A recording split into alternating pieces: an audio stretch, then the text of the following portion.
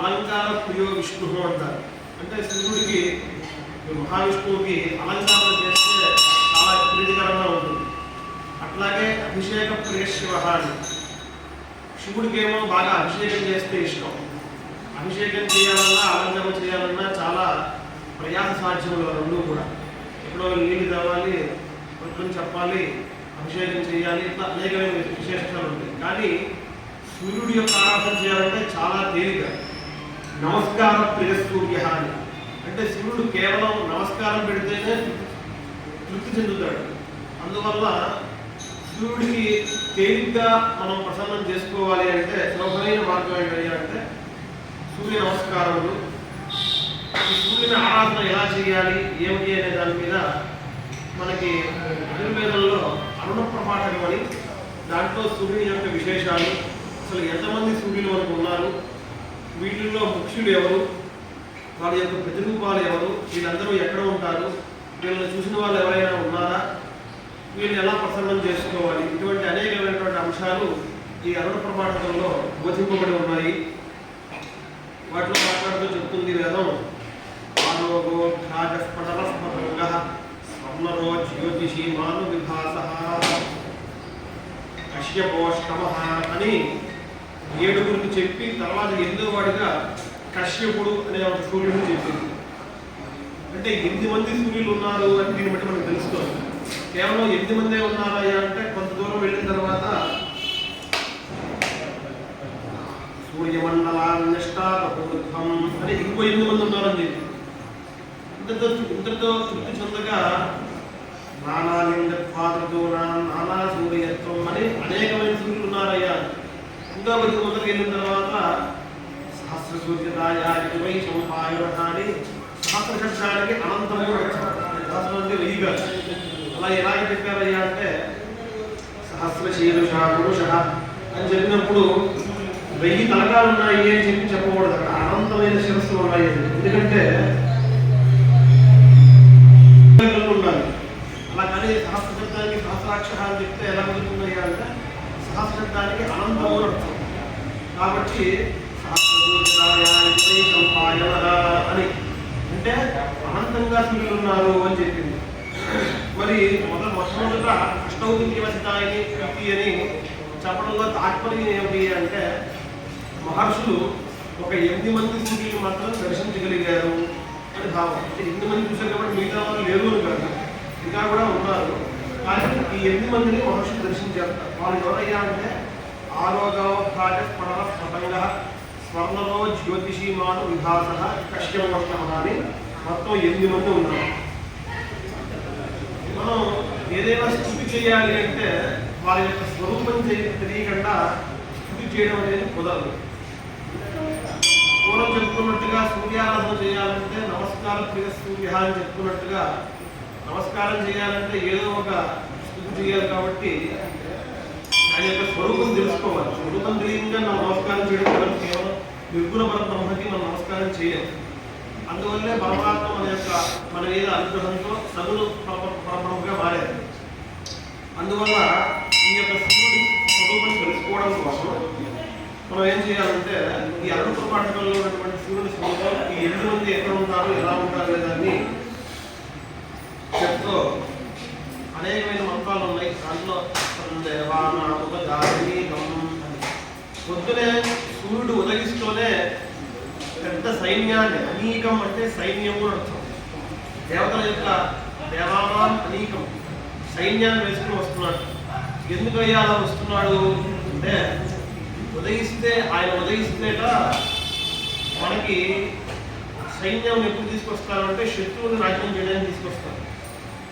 ఎవరయ్యా మనకి శత్రువు అంటే మన పనులు మనం చేసుకునే కంటే ఆపేవాడే శత్రువు. రాత్రిపూట అంధకారంలో ఉండడం చేత మనం ఎటువంటి పనులు చేసుకోలేము. ఈ అంధకారం అనే శత్రువుని నిర్మూలన చేయడానికి పొద్దునే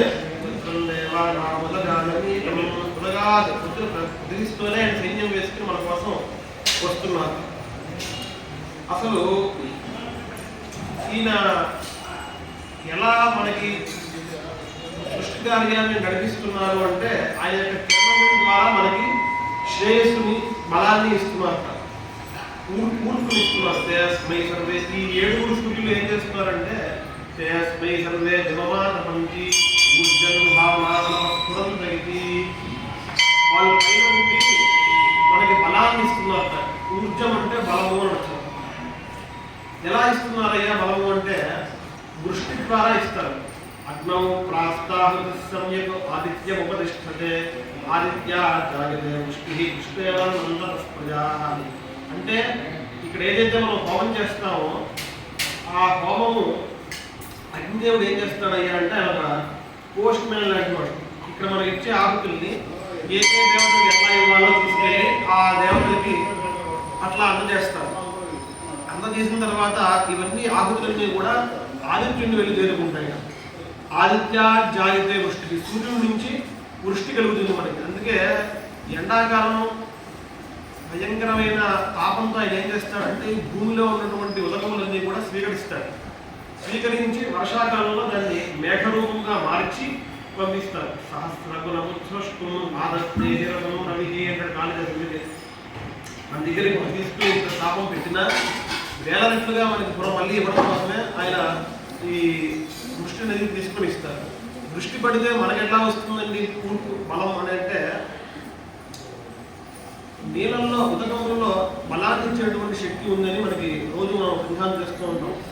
ఆ నీళ్ళల్లో ఆ శక్తి ఉంటుంది. ఆ నీళ్లు వృష్టి పడటం వల్లే మనకి సస్యం అనేది పండుతుంది. మనం ఎన్నిసార్లు నీళ్లు పోసినా పుష్పించని ఫలించిన చెట్టు కూడా ఒక వృష్టి పడంగానే వెంటనే దాంట్లో విత్తనాలు అవి రావడం, పుష్పములు అవి రావడం అనేది జరుగుతూ ఉంటుంది. అందువల్ల వృష్టి ద్వారా సూర్యుడు ఏం చేస్తాడంటే మనకి కావాల్సినటువంటి ఇంద్రియ పుష్టిని అవన్నీ ఊర్జందుహాన అనపస్ఫురంతగితి, అలా వృష్టి ద్వారా ఆయన మనకి ఊర్జముని అన్నీ కూడా ఇస్తారు. ఎలాగా అనపస్ఫురంత అంటే హింసించకుండా. భయంకరమైన ఎండ ఇవాళ కలిగినప్పటికీ రేపు మళ్ళీ వర్షం పడిపోతుంది. అంటే ఏమిటి భావం ఏంటంటే ఇంత తాపం పెట్టిన కారణంగా ఆయన ఏం చేస్తారంటే ఈ నీళ్ళను గ్రహించి దాన్ని వృష్టి రూపంగా మరల్చి మళ్ళీ మనకి ఇస్తారు. సరే, ఈ 8 మంది ఉన్నారు, 7 ఈ వృష్టి కారకుల నుంచి చెప్పాము. కశ్యపోష్ణ మహానుడు, కశ్యపుడు అంటే ఎవరు అని, ఈయన చాలా ముఖ్యమైన వాడు. ఇంకో మంత్రంలో మాట్లాడుతూ ఉంటుంది ఏదో కశ్యప పశ్యకో భవతి అని. కశ్యపహ అవుతుంది, దాన్ని తిరగేస్తే పశ్యకహ అవుతుంది. పశ్యకహ అంటే చూసేవాడు, అంతర్యామి పరమాత్మ.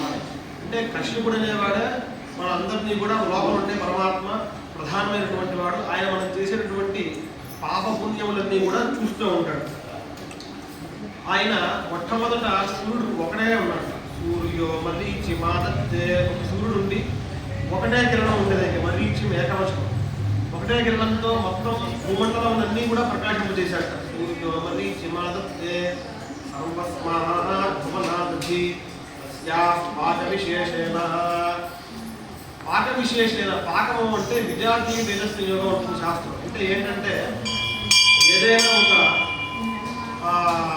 సస్యం పండాలన్నా, ఒక కాయగా ఉన్నటువంటిది పండుగ మారాలన్నా కూడా అక్కడ కొద్దిగా ఔష్ణ్యం కావాల్సి వస్తుంది.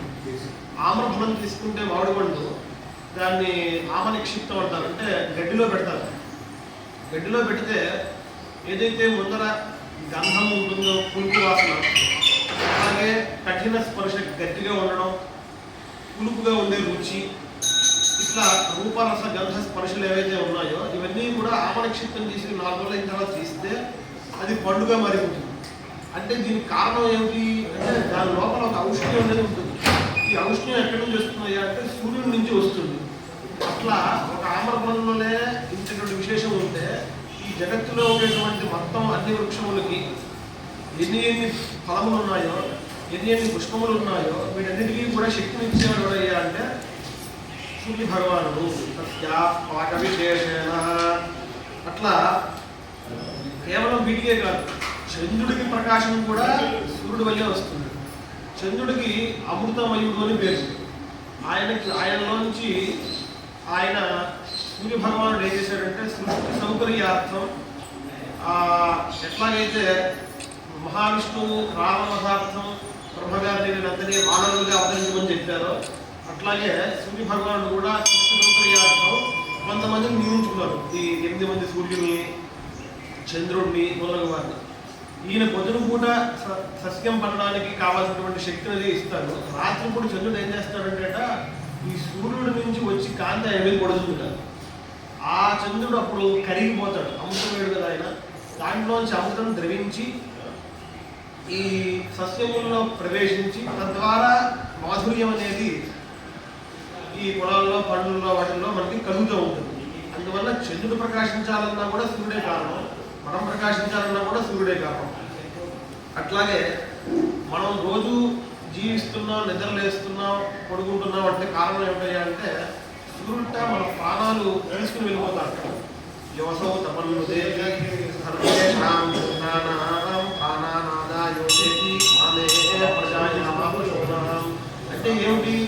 వాళ్ళు పడుకున్నాం, లేచాం, మళ్ళీ పడుకున్నాం, లేచాం, ఇట్లా దినగతి ఏనో ఎట్లా మనకి కలుగుతోంది అంటే కేవలం సూర్య భగవానుడి యొక్క అయనాన్ని, గతిని, నడవడికని అనుసరించి మాత్రమే కలుగుతుంది. అంటే ఒక రోజు అయిపోయింది అంటే జీవితంలో మన ప్రాణాలు తీసుకుని సూర్యుడు వెళ్ళిపోయారు అని అర్థం. అట్లాగే అంటే ఆ మంత్రంలో ప్రార్థిస్తాడు, మామే ప్రజాయామాపశూనాం మామమ ప్రాణానాదాయోదకాః. మా ప్రజలు, మా పశువులు, ఏదైతే మా సంతానం వాళ్ళు ఉన్నారో వీళ్ళందరినీ కూడా రక్షించవయ్యా అని ఒక ప్రార్థనా మంత్రం. ఇలా అరణంలో అనేకమైన మంత్రాలు నమస్కారార్థకంగా ఉంటాయి. అసూయోస్తమేతి సర్వేషాం భూతానాం ప్రాణానాదాయాస్తమేతి మామే ప్రజాయామాపశూనాం మామమ ప్రాణానాదాయాస్తంగాః అని అట్లా అస్తమిస్తున్నారంటే మన ప్రాణాలు తీసుకెళ్ళిపోతున్నాడు కాబట్టి స్వామి మమ్మల్ని అనుగ్రహించు అని ఇట్లా అనేకమైనటువంటి మంత్రాలు ఉన్నాయి. సరే, ఇప్పుడు ఈ 7 సూర్యులు మనం చెప్పుకున్నాం. ఈ 7 ఎవరైనా చూసిన వాళ్ళు ఉన్నారా అని ఒక ప్రశ్న. కేవలం శృతి చెప్పింది కదా, మనం ఎట్లా నమ్ముతాము అంటే ఒక మహర్షి గారు 2 మహర్షులు చూశారు. అవశ్యమేతాన్ సప్తసూర్యానిధి, ఈ 7 సూర్యుల్ని నేను చూశానయ్యా అని 2 చెప్పారు. పంచకర్ణో వాత్స్యాయన సప్తకర్ణశ్చ ప్లాక్షి. వాత్సాయనుడు ఆయన పేరు పంచకర్ణుడు అని.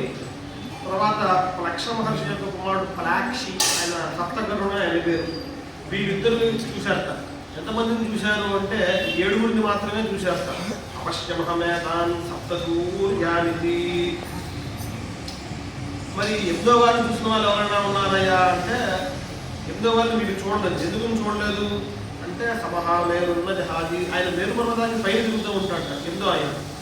వీళ్ళు మేరుపర్వతం దాకా వెళ్ళలేకపోయారు. అందువల్ల 7 చూశాడు. 7వ వాళ్ళు ఎవరు చూశారంటే గార్గ్య ప్రాణత్రాత. గార్గ్యుడు గర్గగోత్రోత్పన్నుడైనటువంటి ఒక ఋషి, ఆయన పేరు ప్రాణత్రాతుడు అని. ఆయన ఏం చేశారంటే నేను 8వ వారిని కూడా చూశానయ్యా అన్నారు. ఎవరైనా అవశ్యమహమేతత్ సూర్యమండలం పరివర్తమానం గార్గ్య ప్రాణత్రాత గచ్చంతమహామేరు. ఆయన మేరు పర్వతం అని మన సత్యనారాయణ చెప్తూ ఉంటాం, మేరు ప్రదక్షిణీకురువాను. అందువల్ల మేరు పర్వతం పైన ఆయన తిరుగుతూ ఉంటాడట. అట్లా అందువల్ల 7 చూశారు వీళ్ళిద్దరు. 8వ వాడిని ఆయన చూశారు. అదేమిటంటే అసలు ఇంతమంది సూర్యులు మనకు కనిపించదు కదా. ఎట్లాగంటే మనకి ఈ 3 ఎవరైతే ఆరోగ, రాజ, పటన, పతంగులు ఈ 4 ఉన్నారో వీళ్ళలో మనకు కనిపించే ఎవరయ్యా అంటే ఆరోగులు. మనకు కనిపించేటువంటి పేరు ఆరోగ. ఇంకా 3 ఉన్నారట, రాజ, పటన, పతంగులు. ఈ 3కి యొక్క కిరణాలు కిందకి ప్రసరిస్తాయి. ఆ 3 యొక్క కిరణాలు కిందకి ప్రసరిస్తాయి కాబట్టి మీరు చూశారు. సూర్యుడి కిరణాలు పైకి కూడా ప్రకాశిస్తాయి. వాళ్ళు ఎవరయ్యా అంటే స్వర్ణలో జ్యోతిషీమాను విభాస అని 3 ఉన్నారు. ఆ విషయం కూడా మనకు ఒక సందర్భంలో కాళిదాసు కుమారపురం కావ్యంలో చెప్తాడు. సప్తర్షిహస్తాశేషాన్యసో వివస్మాత్ పరివర్తమానః పద్మానయస్యాగ్రసరోహాని ప్రబోధగూర్ధముఖైర్మయూఖైః. ప్రబోధగతి ఊర్ధముఖైర్మయూఖైః ఏంటంటే ఆ కిరణాలు పైకి ఎలా వెళ్తాయి అంటే సప్తదిశ లోకం అనే ఒక లోకం ఉంది పైన. అక్కడ కూడా మనం చూస్తాం. ఇప్పుడు తిరుపతిలో పైన ఒక సరోవరాలు ఉంటాయి, కింద సరోవరాలు ఉంటాయి. అట్లాగే సప్తఋషి మండలంలో కూడా ఒక సరోవరం ఉంది. సప్తఋషి మండలం ఎక్కడ ఉంది అంటే వ్యాఖ్యానం చెప్తాడు మల్లినాథుడు. ధ్రువమండలం కన్నా కూడా ఇంకా పైన ఉంది సప్తఋషి మండలం. ధ్రువాదప్యూర్ధ్వం అంటాడు. అంటే ధ్రువమండలం కన్నా కూడా ఇంకా పైన ఉంది సప్తఋషి మండలం. ధ్రువమండలం అంటేనే చాలా దూరం ఉంది. ఆ ధ్రువమండలం కన్నా పై ఉందిట. మరి అక్కడ కొన్ని శతవృహాలు ఉంటే వాటిల్లో పద్మాలు వికసించాయి. పద్మం వికసించాలంటే సూర్యుడు ఉండాలి, సూర్యుడు లేకపోతే పద్మం వికసించదు. అక్కడ పద్మం ఎలా వికసించింది, అది తీసుకుని ఆ సప్తఋషులు వెళ్తున్నారు అని ఒక చోట వర్ణం ఉంది. అలా తీసుకుని ఎలా వెళ్తున్నారు అంటే ఈ సూర్యుడు, ఈ ముగ్గురు సూర్యులు ఏదైతే చెప్పామో మనం, స్వర్ణరో జ్యోతిషీమాన్ విభాస అని, వీళ్ళ యొక్క కిరణాలు పైకి ప్రసరిస్తాయి. కాబట్టి ఆ కిరణముల చేత ఆ పుష్పములన్నీ కూడా వికసించాయి అని. కాబట్టి రాజపర్వత ఆరోగ్య భాజపడవ పదంగ అనే ముగ్గురు కిరణాలు కిందకి, స్వర్ణరో జ్యోతిషీమాన్ విభాస అనే ముగ్గురు కిరణాలు పైకి ఉన్నాయి. ఇదంతా ఎందుకు చెప్పారు అంటే కశ్యపుడు ఎక్కడున్నాడో తెలుసుకోవడం కోసం మనం ఇదంతా చెప్పుకుంటున్నాం. ఆయన చెప్పాడు, ఈ పైకి వెళ్ళే కిరణములు కొన్ని, కిందకి వెళ్ళే కిరణములు కొన్ని ఉంటాయి. ఈ మధ్యలో కొంత ఖాళీ ప్రదేశం ఉంటుంది. సూర్యకిరణము లేకపోవడం వలన అత్యంత శీతలమైనటువంటి ప్రదేశం, కాంతి ఉండదు అక్కడ. ఆ మార్గంలో వెళ్తే మేరుపర్వతం కనిపిస్తుంది. మేరుపర్వతం కలియుగంలో కనిపించదు, స్వర్ణమైనటువంటిది. ఆ మేరుపర్వతంలో, ఆ మేరుపర్వతానికి చుట్టూ దిగుతూ ఉంటాడు ఆయన. తాన్ సోమ కశ్యపాదతి నిర్గమతి. ఆయన వీళ్ళందుకే ఈ ముగ్గురు ఇక్కడ ప్రకాశం ఇస్తూ ఉంటారు. ఆ ముగ్గురు ఏం చేస్తారంటే పైన ప్రకాశం చేస్తూ ఉంటారు. తస్మాదిహాదప్త్రితమాహ ఏషామేషా భవతి. తర్వాత తాన్ సోమ కశ్యపాదతి నిర్గమతి హస్తాకర్మృదివైనం అని. అంటే వీళ్ళందరూ రోజు సూర్యుడు కశ్యపుడి దగ్గర నుంచి శక్తిని తీసుకుని వచ్చి మనకి ఉపయోగిస్తూ ఉంటారు అని చెప్పారు. కశ్యపాదితా సూర్యా అని. కశ్యపుడి దగ్గర నుంచి రోజు శక్తి తీసుకొని రావడం, సూర్యాస్తమయం వాటికి ఆ శక్తి అయిపోవడం, మళ్ళీ పునః తర్వాత రోజు కశ్యపుడి దగ్గర నుంచి శక్తి తీసుకోవడం, మళ్ళీ అస్తమించడం. ఇట్లా చేయడం వలన ఏమైందయ్యా అంటే రోజు వెళ్ళడం, ఆయన దగ్గర శక్తి తీసుకోవడం అయిపోతుంది. ఇట్లా కాదని చెప్పి చంద్రుడు ఏం చేశాడంటే, మీరు నాతో పాటు రండి, మిమ్మల్ని నేను కశ్యపుడి దగ్గర తీసుకెళ్ళి ఎట్లాగైతే శక్తి తీసుకుంటే మీకు శక్తి తగ్గిపోకుండా ఉంటుందో అట్లా చేస్తానయ్యా అన్నాడు. తాన్ సోమ కశ్యపాదతి నిర్గమతి హస్తాకర్మ కృదివైవం. హస్త అంటే, హస్తాకర్మ అంటే బంగారం ఆభరణాలు దగ్గర కంసాలి వాళ్ళ దగ్గర పూర్వకాలంలో హస్త అని ఒకటి ఉంటుంది. అంటే అది గాలి కొట్టేది, ఇట్లా అని ఇట్లా కొడితే ఇట్లా గాలి వస్తుంది. అగ్ని బాగా సంయోగం కోసం వాళ్ళు ఏం చేస్తారంటే గాలి తెప్పించడానికి అవన్నీ సాధనలుగా వాడుతూ ఉంటారు. దాని పేరు సంస్కృతంలో హస్త అని ఉంటారు. ఆ గాలి కొట్టేది అనమాట. అట్లా దాంతో అయితే తీసుకుంటే ఎట్లాగైతే అగ్ని అయిపోకుండా ఉంటుందో అట్లానే ఈ కశ్యపుడి దగ్గర నుంచి శక్తి తీసుకోవడం వల్ల వీళ్ళందరూ కూడా నిరంతరం చక్కగా ప్రకాశిస్తూ అట్లా ఉన్నారు. ఆ తర్వాత ఇది ఈ ఏడుగురు యొక్క సమగ్ర, 8 మంది యొక్క సమగ్ర స్వరూపం. ఆ తర్వాత ఇంకా ఎవరన్నయ్యా ఉన్నారయ్యా అంటే ఇంకో 8 మంది ఉన్నారు. కరోతి అంటే 8 దిక్కులు ఉన్నాయి కదా, ఈ 8 దిక్కులకి 8 మంది సూర్యులు ఉన్నారని, అట్లాగే మనకి మిత్రరవి సూర్య భానుగా బాలసాదిత్యులు ఉన్నారని, ఇలా రకరకాలుగా ఉంది. దీంట్లో మన అంతర్గత తత్వం ఏమిటయ్యా అంటే ఒకటే సూర్యుడు ఉన్నాడు. ఆయన యొక్క మూర్తి విశేషాలే ఈ 8 మంది సూర్యులు, మిగతా సూర్యులు అందరూ అని చెప్పాలి. ఎందుకని అంటే ఎట్లాగైతే ఒకటే రాముడు ఉన్న, మనం భద్రాద్రిలో చూస్తే ఒక రాముడు ఉంటాడు, అయోధ్యలో ఇంకో రాముడు ఉంటాడు అని చెప్పడం కుదరదు. ఒకటే రాముడు, ఆయన మూర్తి విశేషాలే ఇవన్నీ చెప్పినట్టుగా సూర్యుడు ఒకటే కశ్యపుడు అనేవాడు. ఆయన యొక్క మూర్తి విశేషాలుగానే మిగతా సూర్యులందరినీ కూడా మనం తెలుసుకోవాలి. కశ్యపాదుదా సూర్యా. మరి ఇంతమంది సూర్యులు ఎందుకు అయ్యా అంటే వీళ్ళందరూ సృష్టి కార్యంలో కశ్యపుడికి సహకరిస్తారు. కశ్యపుడి నుంచే మిగతా సూర్యులందరూ కూడా ఉదయించారు. కశ్యపాదుదా సూర్యా పాపాన్యర్హంతి సర్వదా. మనం చేసినటువంటి పుణ్య పాపాలన్నింటినీ కూడా సూర్య చంద్రమసులు ఇద్దరు కూడా చూస్తూ ఉంటారు. మనం ఎవరో చూడలేదు. సూర్యుడు చంద్రుడు లేనటువంటి సమయంలో ఉండదు. వాళ్ళిద్దరూ నిరంతరం ఉంటారు. కాబట్టి వాళ్ళిద్దరూ లోపల పశ్చిమ లోపల హృదయంలో ఉండి పరమాత్మ ఎలా అయితే చూస్తూ ఉంటాడని చెప్పామో అట్లా వీళ్ళందరూ కూడా వాళ్ళిద్దరూ చూస్తూ ఉంటారు అన్నమాట.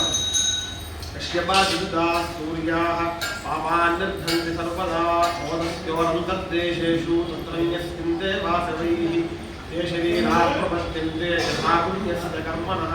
వాళ్ళందరూ ఏం చేస్తారంటే జీవుడు మరణించిన తర్వాత వాడు చేసిన పుణ్య పాపాలు అనుసరించి వాడికి ఎటువంటి నరకములు ఇవ్వాలి, ఎటువంటి సుఖాన్ని ఇవ్వాలి, అవన్నీ కూడా వాళ్ళు ఇచ్చి ఆ తర్వాత మళ్ళీ వాడు ఎటువంటి జన్మ స్వీకరించాలి.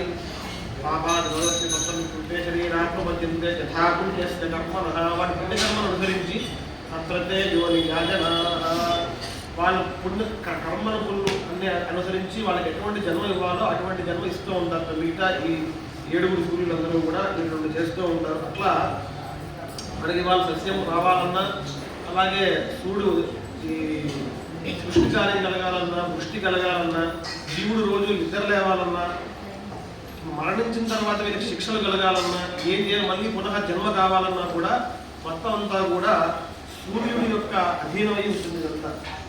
అందుకే మహాత్ముల శక్తి విషయం ఎలా ఉంటుంది అని ఒక కవి చెప్తాడు.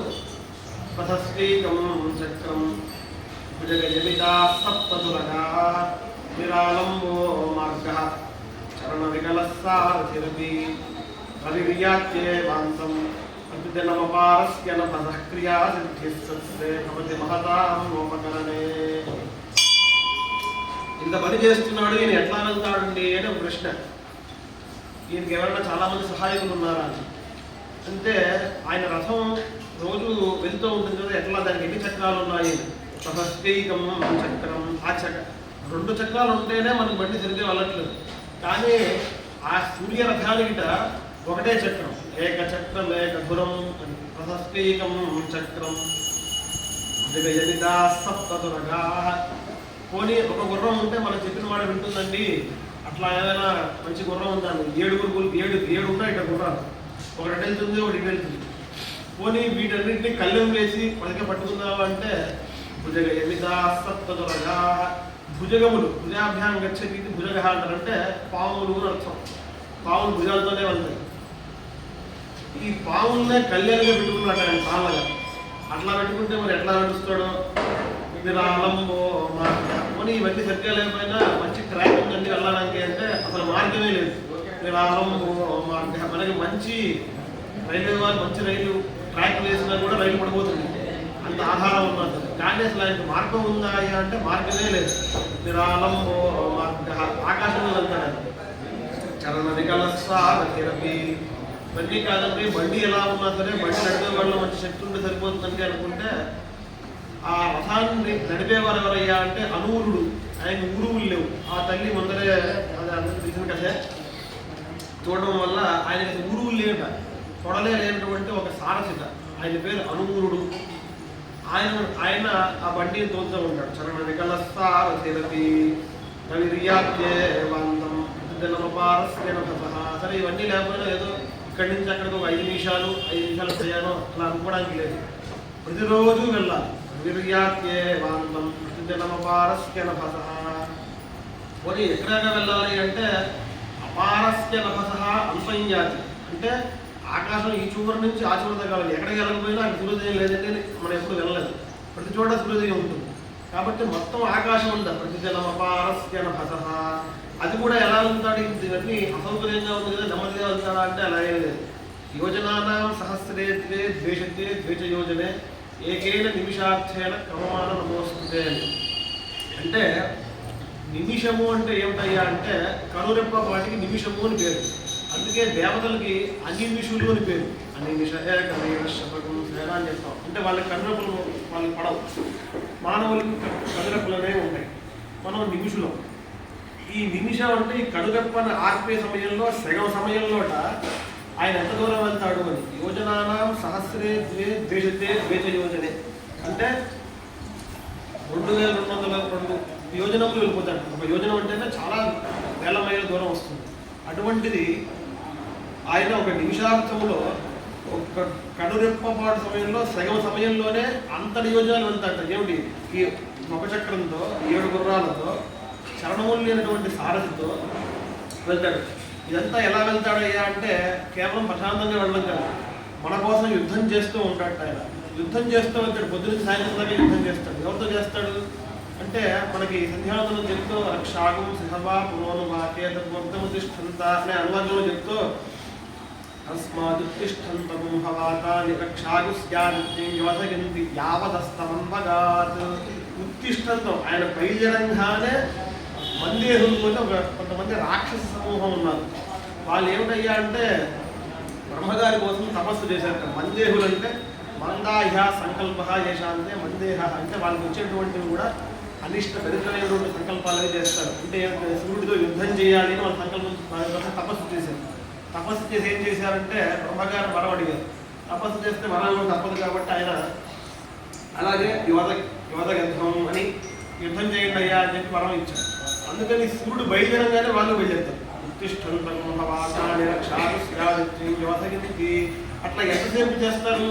యావదస్తమన్మగాత్ అస్తమయం అయ్యేదాకా వాళ్ళు యుద్ధం చేస్తూనే ఉంటారు. అందుకనే మనం సూర్యోదయం కాకముందుగా లేచి అర్ఘ్య ప్రదానం చేయడం వల్ల ఆకు మంత్రి భూత్వా దాని రక్షాకు వందే హారు మేఘ్రీగే ప్రక్షిపంతి మనం చేసి గాయత్రి మంత్రంలో కూడా సూర్య మంత్రమే. ఆ మంత్రంతో అభిమంత్రించి నీళ్లు ఇవ్వడం వల్ల అవి ఏమవుతాయా అంటే వజ్రాయుధములయ్యి ఈ మందేహాలు అనేటువంటి రాక్షసులని వాళ్ళు దీపం ఉంది మందేహం, ఆ దీపంలో పాలసలుంటాయి. అందువల్ల ఇట్లాంటి ప్రయాణం చేస్తున్నాడు ఆయన. ఒక చక్రం ఉంది, 7 గుర్రాలు ఉన్నాయి, పగ్గాలుగా కింద ఆవులు ఉన్నాయి, సారథేమో తొడలేటువంటి వాడు. ఇట్లా ఇది ఉన్నా యుద్ధం చేస్తూ ఆయన ఏకే నిమిషాన్ని అనేటువంటి గొప్ప సూర్యతత్వం. ఇంకా ఇటువంటి విశేషాలు అనేక ఉన్నాయి మనకి అరుణ ప్రపాఠకంలో. కాబట్టి ఇటువంటి అరుణ పారాయణం, సూర్య నమస్కారములు ఇవన్నీ చేయడం వల్ల మనందరికీ కూడా సకల శ్రేయస్సు కలగాలి. చేయడంలో కూడా విశేషం ఏంటయ్యా అంటే పాత్రత అనేది చాలా ముఖ్యం. పాత్రత లేని వాళ్ళు చేస్తే, వాక్శుద్ధి లేని వాళ్ళు చేస్తే అదంతా ఫలించదు. అందువల్ల మనకి సూర్యుడికి అగ్నికి భేదం లేదని చెప్తాం. సాయం ప్రవిశతి తస్మాత్ దృశే అంటే సూర్యుడు వెళ్ళిపోతూ ఏం చేస్తాడయ్యా అంటే తన యొక్క తేజస్సు మొత్తం తీసుకెళ్ళి అగ్నిలో ప్రవేశింపబడతాడు. అందువల్ల పొద్దున కన్నా కూడా రాత్రి దూరాన్నట్టు దృశే రాత్రి కూడా దూరంలో ఎక్కడ కొండపైన మనకి అంత నిప్పు వెళ్ళినా ఇక్కడ కనిపిస్తూ ఉంటుంది. పొద్దున కూడా మనకి కనిపించింది. ఎందుకని సూర్యుడు వెళ్ళిపోతే నా తేజస్సు అంతా నీతో పెడుతున్నాను అయ్యా అని చెప్పి అగ్ని ఇచ్చేసి వెళ్ళిపోతాడు. పొద్దునే మళ్ళీ వచ్చినప్పుడు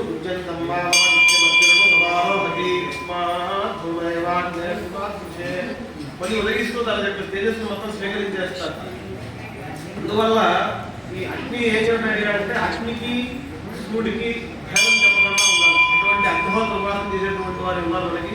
వాళ్ళు కూడా ఆయన రోజు అగ్నిహోత్రం చేయడం వల్ల సత్పాత్రత కలిగినటువంటి వాళ్ళు వారి ద్వారా తెచ్చుకోవడం కూడా అనేకమైనటువంటి విశేషాలు.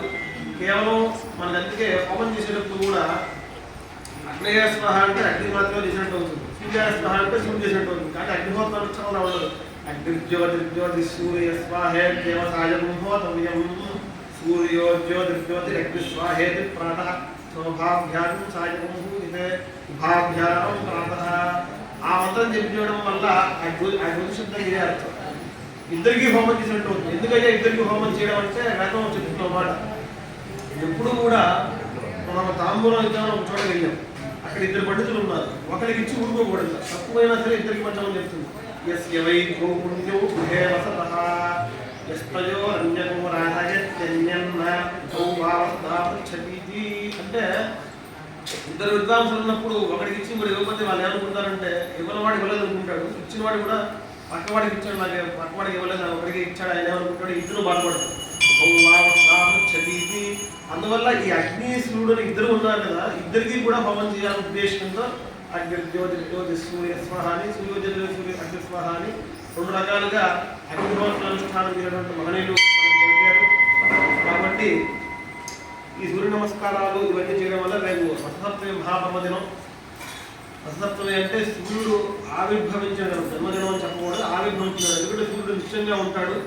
ఆవిర్భవించినటువంటి రోజు రేపటి రోజున అనేక విశేషాలు ఉన్నాయి, అవన్నీ అందరికీ తెలిసినవే. అందువల్ల ఆ రకంగా సూర్యుడు ఉపాసన చేసి అందరూ కూడా సకల శ్రేయస్సులు పొందాలని